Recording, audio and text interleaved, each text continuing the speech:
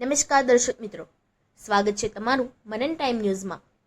વડોદરાની નારાયણ વિદ્યાલયની પહેલા માળની દિવાળ ધારાશાયી થતાં બાળકોનો જીવનો જોખમ તો ટળ્યો, પરંતુ સામાજિક કાર્યકરે અનેક સવાલ ઉઠાવ્યા છે।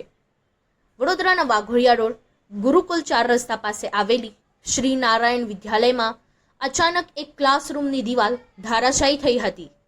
આથી ચાલુ ક્લાસરૂમમાંથી બેન્ચો સાથે 4 વિદ્યાર્થી 10 ફૂટ નીચે ગ્રાઉન્ડ ફ્લોર પર પટકાયા હતા। આ ઘટનામાં એક વિદ્યાર્થીને માથામાં ટાંકા આવ્યા છે, જ્યારે અન્યોને પ્રાથમિક સારવાર બાદ વાલીઓ વિદ્યાર્થીઓને ઘરે લઈ ગયા હતા। સમગ્ર ઘટના અંગે શાળાના આચાર્ય ધર્મેશ શાહે જણાવ્યું કે સવારની પાળીના 3 વર્ગો ચાલતા હતા, તે દરમિયાન અચાનક ક્લાસરૂમની દિવાલ ધારાશાયી થઈ। સ્કૂલના ટીચર્સ, આચાર્ય, સમગ્ર સ્ટાફ બહાર દોડી આવ્યા। 4 વિદ્યાર્થીઓ ઈજાગ્રસ્ત થયા હતા, જેમાંથી એક વિદ્યાર્થીને માથાના ભાગે ટાંકા આવ્યા હતા। આજરોજ જિલ્લા શિક્ષણ અધિકારી દ્વારા શાળાની મુલાકાત લીધી અને સ્કૂલ સંચાલકને સૂચના આપવામાં આવી। સલામતીના ભાગરૂપે હાલ પૂરતી શાળા બંધ રાખવામાં આવી। સ્કૂલ આશરે 20 વર્ષ જૂની છે અને લગભગ 1800 જેટલા વિદ્યાર્થીઓ ભણે છે। આ અંગે સામાજિક કાર્યકરે જણાવ્યું હતું કે વડોદરામાં ગૃહમંત્રી હર્ષ સંઘવી જ્યારે હાજર હોય અને આવી ગંભીર ઘટના બની હોય ત્યારે શાળાની મુલાકાત લેવી જરૂરી હતી। મારું નામ ધર્મેશ કુમાર ટી શાહ। હું આ નારાયણ વિદ્યાલયમાં ગ્રાન્ટેડ વિભાગમાં માધ્યમિક વિભાગમાં આચાર્ય છું। જ્યારે ગઈકાલે 19 તારીખના રોજ 12:25થી 30 કલાકે અહીંયા પ્રાર્થના પૂરી થયા બાદ સવાર પાળીના 3 વર્ગો ચાલુ હતા। એ દરમિયાન અચાનક અવાજ આવ્યો, એટલે હું મારી સાથે જીતુભાઈ પ્રિન્સિપાલ નોન ગ્રાન્ટેડ વિદ્યાલયના અને રૂપલબેન પ્રાથમિક વિભાગના પ્રિન્સિપાલ તરત દોડીને ત્યાં ગયા અને ઈજાગ્રસ્ત જે વિદ્યાર્થી ત્યાં પડ્યા હતા એમને સૌથી પ્રથમ બહાર કાઢી એક જ વિદ્યાર્થીને વાગ્યું હતું અને તાત્કાલિક રૂપલબેન સહ આચાર્ય દ્વારા નજીકના દવાખાને લઈ ગયા અને બાકીના વિદ્યાર્થીઓ બિલકુલ સેફ હતા, એમને બાજુ પર લઈ લીધા।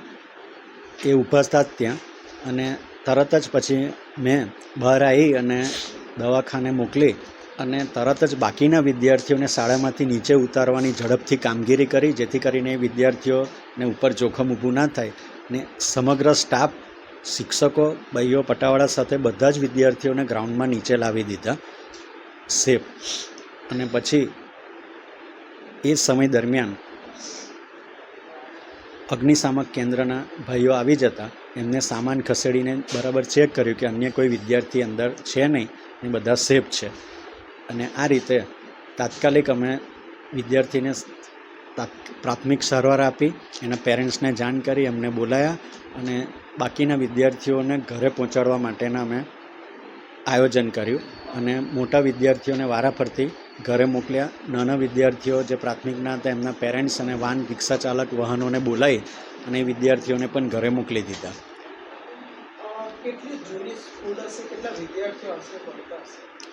આ સ્કૂલ 2002માં અહીંયા શરૂ થયેલી, એટલે 22 વર્ષ જેવો સમય છે અને હું અહીંયા આ શાળામાં 2007થી શિક્ષક તરીકે હતો અને 2023માં આચાર્ય તરીકે ગ્રાન્ટેડ વિભાગમાં આવ્યો। ગ્રાન્ટેડ વિભાગના 2 વર્ગો છે, બાકીના હાયર વિભાગના વર્ગો છે અને પ્રાથમિક વિભાગના વર્ગો છે। ગઈકાલે જે ઘટના બની જેને લઈને આજે શિક્ષણ અધિકારી પણ વિઝિટ કરી હતી, શું સૂચના આપ્યું છે કે ભવિષ્યમાં આવી કોઈ ઘટના ન બને? આ ઘટના બનતાની સાથે જ મહાનગરપાલિકા, જિલ્લા શિક્ષણ અધિકારીની કચેરી અને પોલીસ ખાતા દ્વારા અહીંયા વિઝિટ કરવામાં આવી અને વિદ્યાર્થીઓને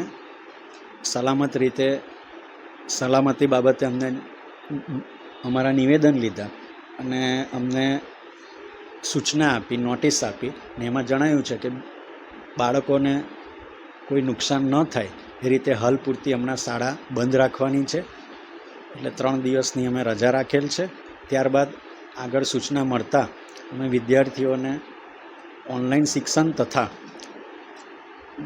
ત્યારબાદ ટ્રસ્ટી મંડળ નિર્ણય લેશે એ પ્રમાણે એમને નજીકની વૈકલ્પિક વ્યવસ્થા ઊભી કરીને આગળની કાર્યવાહી કરીશું અને ટ્રસ્ટી મંડળ બિલ્ડિંગની સલામતી માટે યોગ્ય પગલાં ભરશે એ રીતની ત્યાં એ લોકોને નોટિસ આપવામાં આવી છે. સ્ટ્રક્ચર રિપોર્ટ દ્વારા આવા કેટલા વર્ક પડ્યો છે જે જર્જરિત લાગે? હાલ તો એ ભાગ જે પડ્યો એ ભાગની દિવાલ જે પડી છે એ સિવાયના બીજા બધા વર્ગો જર્જરિત એવી કોઈ હાલતમાં નથી. પણ આ ઘટના કઈ રીતે બની એ પણ એક અમારા માટે પણ અમે બિલ્ડિંગ અંગેની અમે શિક્ષક તરીકે કામ કરીએ છીએ એટલે બિલ્ડિંગ તરીકેની કામગીરી જાણકારી અમને વધારે નથી, પરંતુ બીજા બધા વર્ગો અત્યારે સેફ છે. ગઈકાલે જે ઘટના બની હતી ત્યારબાદ અહીંયા કોઈ રાજકારણી કે કોઈ વિઝિટ કરવા આવ્યું નથી? વડોદરા શહેરમાં જ્યારે ગૃહમંત્રી સ્પોટ પર હાજર હોય તો આ જે ઘટના ઘટી હતી ત્યારે પરિવારના જે દીકરા જે નાના જે બાળકો હતા અહીંયા સ્કૂલની મુલાકાત પણ લેવી જોઈએ. જેમ કે હળની જ્યારે દુર્ઘટના ઘટી ત્યારે માન્ય મુખ્યમંત્રી માન્ય ગૃહમંત્રી જ્યારે મુલાકાત લેવા આવ્યા હોય તો આ બી બનાવ એક ગંભીર જ બનાવ કહેવાય. અને બીજી વસ્તુ કે વડોદરા શહેરની અંદર બધી બહુ સ્કૂલો એવી છે જે જર્જરિત છે.